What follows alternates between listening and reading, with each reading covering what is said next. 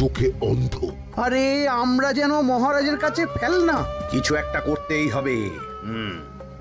আমার মাথাটা গরম হয়ে যাচ্ছে। গোপালের মতন রাজসভার ময়লাকে যতক্ষণ না ফেলা যাচ্ছে ততক্ষণ আমার মাথা জ্বলন্ত কয়লা হয়েই জ্বলবে। পণ্ডিত মশাইয়ের মাথায় একটা বুদ্ধি আছে মন্ত্রী মশাই। আপনি যদি সেই অনুযায়ী উঁচির কাজ করেন তাহলে বেটা গোপালের কপালে দুর্গতির সীমা থাকবে না। এই কি বুদ্ধি, কি বুদ্ধি? আপনি বরং এই ব্যাপারে পণ্ডিত মশাইয়ের সাথে একবার আলোচনা করে নিন। আমি চলি, কেমন? আমি চলি। হ্যাঁ হ্যাঁ, এসো এসো এসো এসো।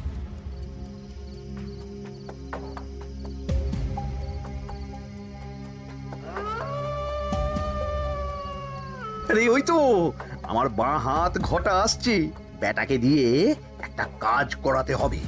এ কি মন্ত্রী মশাই, আপনি এখানে দাঁড়িয়ে কি করছেন?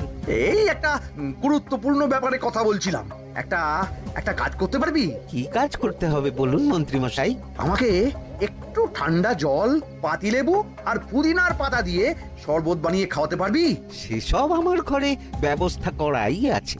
চলুন চলুন, আমার সাথে চলুন। হ্যাঁ হ্যাঁ, চল চল চল চল চল।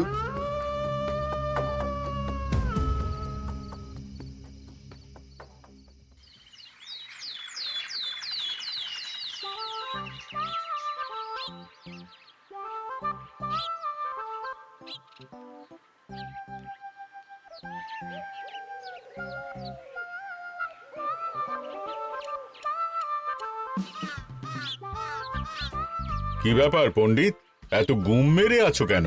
সকাল সকাল গিন্নি খুব বকেছেন মনে হচ্ছে। গিন্নির বাক্য সুধায় কান ভরে গেছে, আর কিছুই কানে ঢুকছে না। আরে দাঁড়াও দাঁড়াও পণ্ডিত, দাঁড়াও জ্যোতিষী। পণ্ডিত তো আমার কথা শুনতেই পেল না মনে হচ্ছে। তুমি তো দূর থেকে বলেছো, আমি তো বলেছি পাশ থেকে, তাতেও শুনতে পাইনি। কানের পোকা হলো নাকি? কি গো পণ্ডিত, ব্যাপার কি? কেমন বুঝছো? এ তো ভয়ানক কর্ণকোষ্ঠবদ্ধতার লক্ষণ। তুমি কচু বুঝেছো? আমার হয়েছে কর্ণগোপাল, তোমাদেরও হতো, কিন্তু তোমাদের দোকান কাটা বলে হয়নি। তুমি আমাদের অপমান করছো। তোমাদের অপমান বোধ থাকলে কোনো শব্দই কানে ঢুকতো না, শুধু একটাই শব্দ কানে বাজতো, গোপাল গোপাল গোপাল। এবারে রাজসভায় কিভাবে হেনস্থা হতে হলো মনে নেই?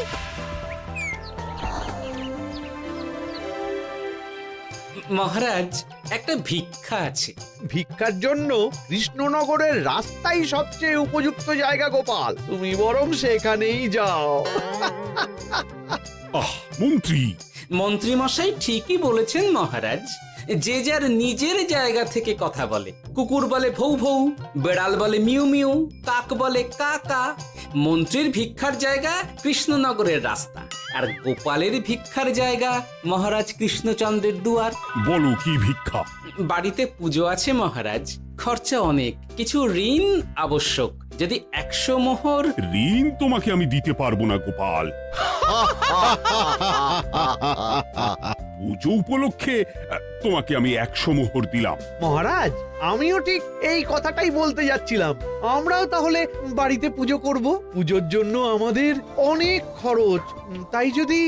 অবশ্যই অবশ্যই, কত ঋণের প্রয়োজন খাজাঞ্চির কাছ থেকে নিয়ে নিও, সুদটা আমি মাফ করে দিলাম। মহারাজ, গোপালকে দান আর আমাদের ঋণ? হ্যাঁ, কারণ তোমরা নিজেরা খাবে, কিন্তু গোপাল অন্যদের খাওয়াবে। গোপালের মতো মানুষের সঙ্গে থাকাই হলো রাজধর্ম।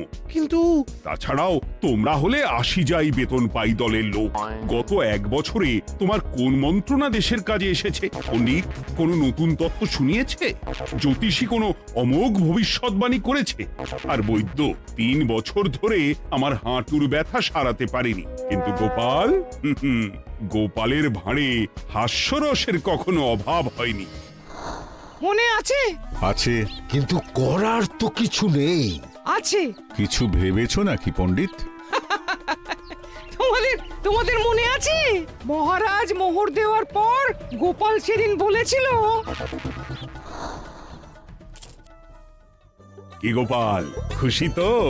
মহারাজ, আপনি আমাকে এক মুঠো ধুলো দিলেও আমি খুশি। সেই ধুলো মুঠোই আমি সোনা মুঠো করে ফেলবো।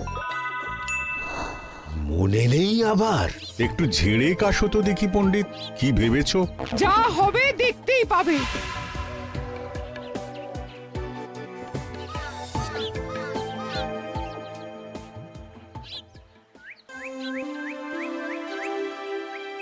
মহারাজের জয় হোক, মহারাজের জয় হোক। ওরে বাবা, এই যে সকাল সকাল চান করে ঠান্ডা লেগে গেল মনে হচ্ছে। মহারাজ, ওই কবি গান উপলক্ষে গত মাসটা আমি কৃষ্ণনগরের কোণে কোণে ঘুরে বেরিয়েছি। প্রজাদের মধ্যে একটা অসন্তোষ আমি লক্ষ্য করেছি মহারাজ। অসন্তোষ? আমি তো জানতাম আমার শাসনে প্রজারা সুখে আছে।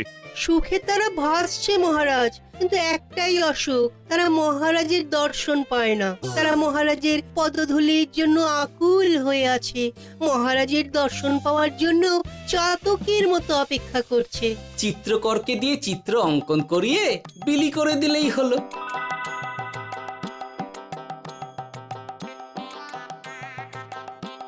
খুব ধুলো হয়েছে মহারাজ, কিন্তু এত ধুলো।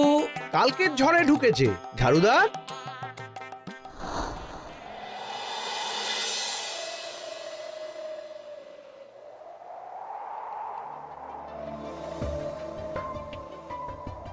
এই সুযোগ, রাজসভা ফাঁকা, এমন ঝড় যে পেয়াদারাও বাইরে নেই। কাজটা সেরে ফেল, বুঝলি?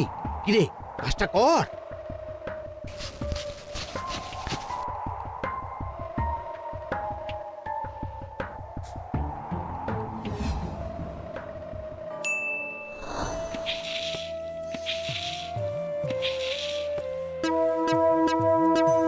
এত ধুলো!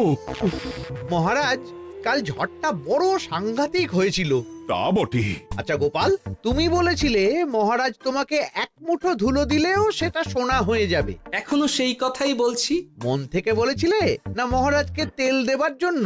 তেল দেওয়ার দায়িত্বটা তো আপনি নিজের কাঁধেই নিয়ে ফেলেছেন। আমি যা বলি সত্যি বলি। আজ যদি এই 4 ঝুড়ি ধুলো মহারাজ তোমাকে উপহার দেন, তখনও একই কথা বলবে? নিশ্চয়ই। মহারাজ, গোপালকে এই 4 ঝুড়ি ধুলো দেওয়ার হুকুম হোক। কি গোপাল, আমি তোমাকে যদি এই ধুলোর ঝুড়িগুলো দিই, তা থেকে সোনা আসবে নাকি? আসবে মহারাজ, মোহরের বস্তা আসবে। যদি না আসে, আপনি বলুন। তোমাকে কৃষ্ণনগর ছেড়ে চলে যেতে হবে। রাজি? আর যদি আমি পারি, তাহলে আপনাকে এই মন্ত্রীর চাকরি ছেড়ে দিতে হবে। কি রাজি? কি মন্ত্রী, রাজি? রাজি। গোপাল? রাজি মহারাজ। আচ্ছা, আর কেউ মন্ত্রীর পক্ষে বাজি ধরেছেন নাকি? হ্যাঁ, আমি আমি আমি আমি ও গোপাল এবার যে মরণ কুয়োতে ঝাঁপিয়েছে, সেখান থেকে আর উঠে আসতে পারবে না। ধুলো থেকে মোহরের বস্তা আসবে, এ হচ্ছে গোপালের উন্মাদ রোগের শুরু। দেমাক দেমাক, মহারাজের পিঠ চাপড়ানি পেয়ে পেয়ে গোপাল ভেবেছে যে ও সব কিছু করতে পারে। এবার শুধু সেই দিনটার অপেক্ষা, যেদিন গোপালকে উল্টো গাধায় চড়িয়ে কৃষ্ণনগর থেকে বার করে দেব। এতটা নিশ্চিন্ত হবেন না মন্ত্রীমশাই। গোপাল গোপাল কিন্তু হালকা কথা ছুঁড়ে দেওয়ার লোক নয়। কি বলতে চাইছো পণ্ডিত? ওই 4 ঝুড়ি ধুলো থেকে মোহরের বস্তা আসবে? না, তা বলছি না। অন্য জায়গা থেকেও তো মোহরের বস্তা আসতে পারে। তার সঙ্গে ধুলো মিলিয়ে দিলেই কেল্লাফতে। গোপালের নিশ্চয়ই কোনো পরিকল্পনা আছে। গোপালের সব পরিকল্পনার গোড়া মেরে রেখে দিয়েছি পণ্ডিত। ঘটা আছে গোপালের পেছনে, আর ঘটা আছে গোপালের বাড়ির পাহারা। লুকিয়ে কিচ্ছু করতে পারবে না। আরে ওই তো বটা আসছে। বেল্লিক, উল্লুক, তোকে আমি জল বিছুটি দেওয়াবো। গোপালকে ছেড়ে চলে এসেছিস কেন?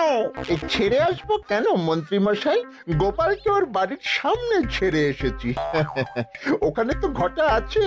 ও বড্ড ঘুরিয়েছে বেটা। কোথায় কোথায় গিয়েছিল গোপাল?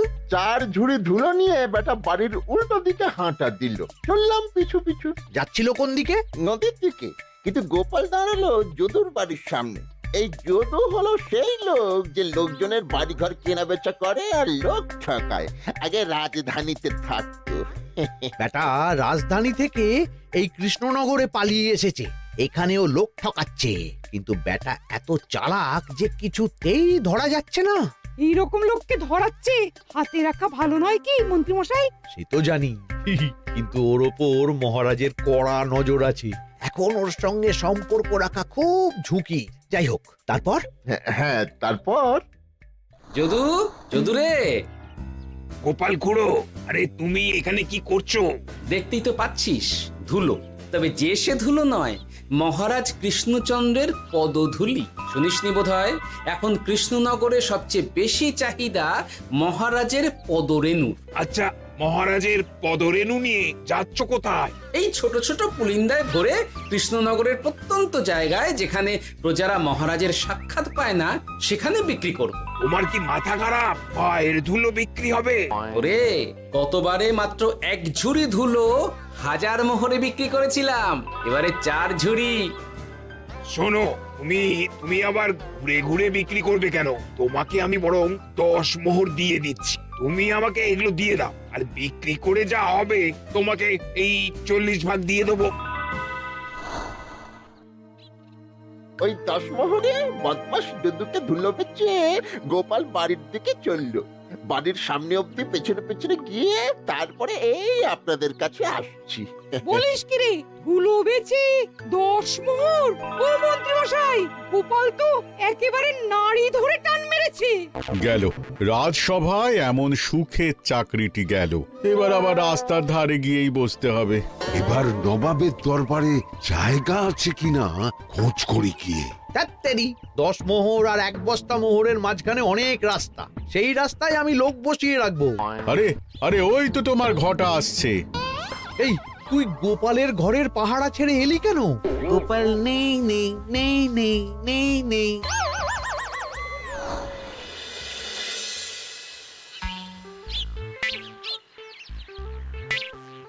আরে, ভয় পেলি নাকি? না না না না না, ভয় পাবো কেন? শোন, তোকে পেয়ে আমার খুব ভালো হলো বুঝলি। তোকে আমার একটা কাজ করতে হবে। বলো বলো। আসলে বুঝলি, আমার না গিন্নিকে নিয়ে তার বাপের বাড়ি যাওয়ার কথা ছিল, কিন্তু হঠাৎ বিশেষ কাজে আমাকে খামবাজে চলে যেতে হচ্ছে। এখন আমি গিয়ে গিন্নিকে বললে বুঝতেই পারছিস কুরুক্ষেত্র হয়ে যাবে একেবারে। তাই আমি কাউকে খুঁজছিলাম যে আমার বাইরে যাওয়ার খবরটা আমার গিন্নিকে গিয়ে দেবে। তুই পারবি বাবা ঘটা? ওরে বাবা, আরে আরে আরে, ভয় পাস না, তোকে গিয়ে মুখে কিছু বলতে হবে না। এই নে, এই চিঠিটা আমার বউকে দিবি।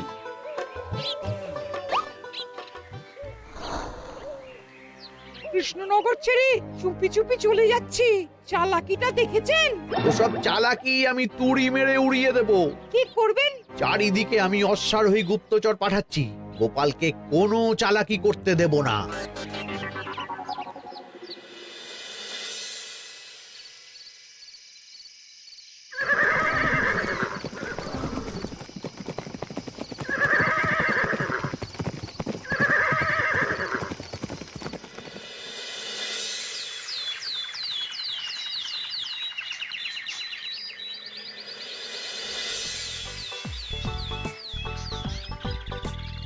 অং বং পিং পং।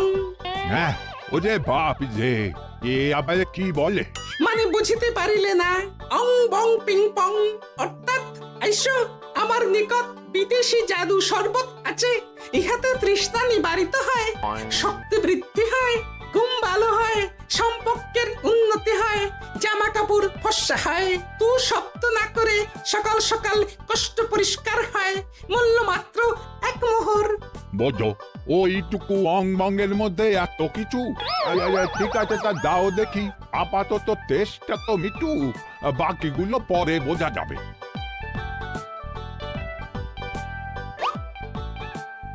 আহা, বড় ভালো খেতে তো। ঠং ঠং অর্থাৎ শক্তি বৃদ্ধি হলো। হ্যাঁ, হ্যাঁ, মনে হচ্ছে গায়ে যেন দুগুণ বল পাচ্ছি। কি হয়েছে ভাই?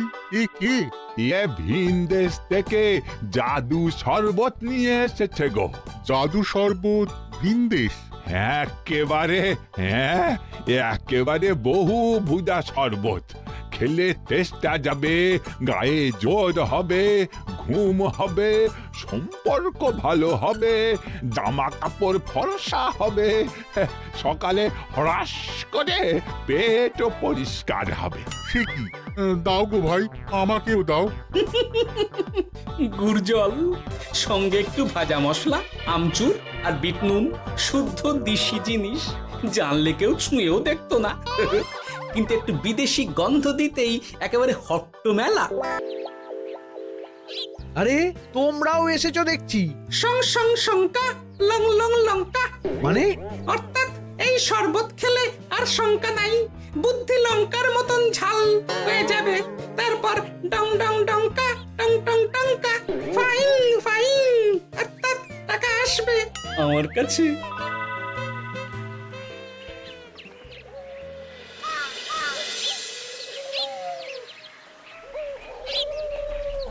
ঝপ ঝপ ছপাং, ভট ভট ফটাং, অর্থাৎ উহাকে দৌড়িয়েছো কেন? বেটা জোচ্চোর অনেককে ঠকিয়েছে। অনেক দিন থেকে তককে তককে ছিলাম। এবার এই ধুলো নিয়ে মহারাজের পায়ের ধুলো বলে বিক্রি করছিল। একটা বেনামি চিঠিতে খবর পেয়ে বেটাকে ধরেছি। ব্যাং ব্যাং বিগ ব্যাং, অর্থাৎ বাহ বাহ বাহ বাহ। বেনামি চিঠিটা আমি দিয়েছিলাম বাবু। বাবা যদু, তুমি সেই রাজধানী থেকে কৃষ্ণনগর অবধি মানুষকে অনেক খোল খাইয়েছো। তুমি এতদিন ঘুঘু দেখে এসেছিলে বাবা, এবার গোপাল নামক ফাঁদটা দেখলে। কতবার বলবো, এইসব ধুলো আমি গোপালের কাছ থেকে কিনেছি। যা বলার ওই বিচারের সময় মহারাজকে বলবি। চল চল চল চল চল।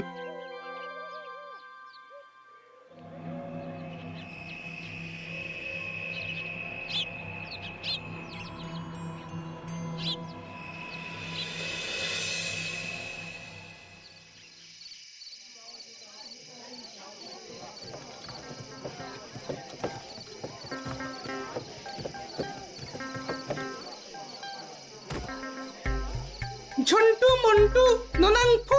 নাও ঠেলা। সাহেব বলে কি ফু দিয়ে দিতে হবে? কি বলছো সাহেব? বুঝতে পারছি না, কোথায় ফু দেব? ঝন্টু মন্টু ননাংফু, অর্থাৎ লবণ আছে? আছে আছে সাহেব আছে। কত লাগবে? ভান্ড ভরি আন্ডাকারি, অর্থাৎ যা আছে সব।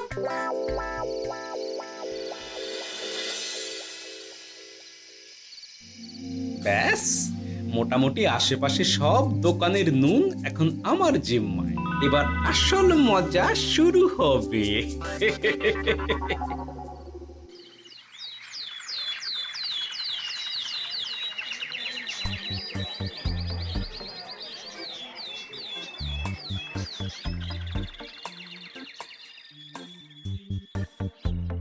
নুন আছে? না হুজুর, গোটা কৃষ্ণনগরেই নুন নেই। ওই দেখো, পুরো রাজসভাই বাজারে জড়ো হয়েছে। শান্তামনা, শান্টু মন্টু। আবার কি বলছে রে বাবা? শান্তামনা, শান্টু মন্টু, অর্থাৎ জনগণ শ্রবণ করুন। নান্টু কান্টু, নুন কিনিবেন, আন্টু আন্টু, আসুন আসুন। আমার আমার এক সের নুন লাগবে। শান্টু, অবশ্যই 100 লবণ 10 মোহর। 100 10 মোহর? 10 মোহর লইবেন না লইবেন না? না, নেব না। উত্তম উত্তম, গান্ডা পিণ্ডে ঢিসুম ঢিসুম, অর্থাৎ তাহা হইলে নুনের বদলে গৃহিণীর প্রহার ভক্ষণ করুন। আমাকে 1 সের নুন দিন। আমাকেও আমাকেও। নুন ছাড়া বাড়ি ফিরলে গিন্নি ঘর ছাড়া করবে আমাকে। শুনলাম কৃষ্ণনগর থেকে নুন উধাও। আছে মহারাজ, আছে। কৃষ্ণনগরের সব লবণ আমার নিকটে আছে। 110 মোহর। এত দাম? দাম তো হবেই মহারাজ, লবণ ছাড়া রান্না কেমন হবে ভাবিয়া দেখুন। ঠিকই বলেছ, রাজপাকশালেও তো রান্না বসেনি। 100 সেরের মতন রাজপ্রাসাদে পাঠিয়ে দাও। 1000 মোহর দিয়ে দাও।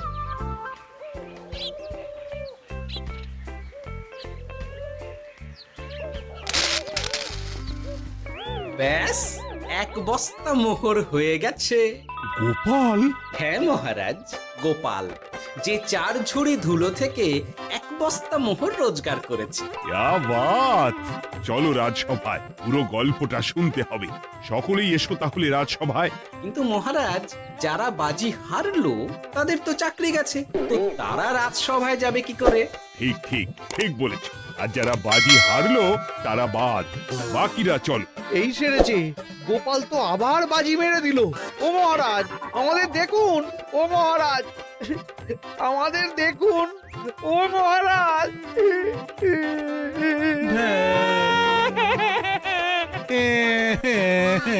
হ্যাঁ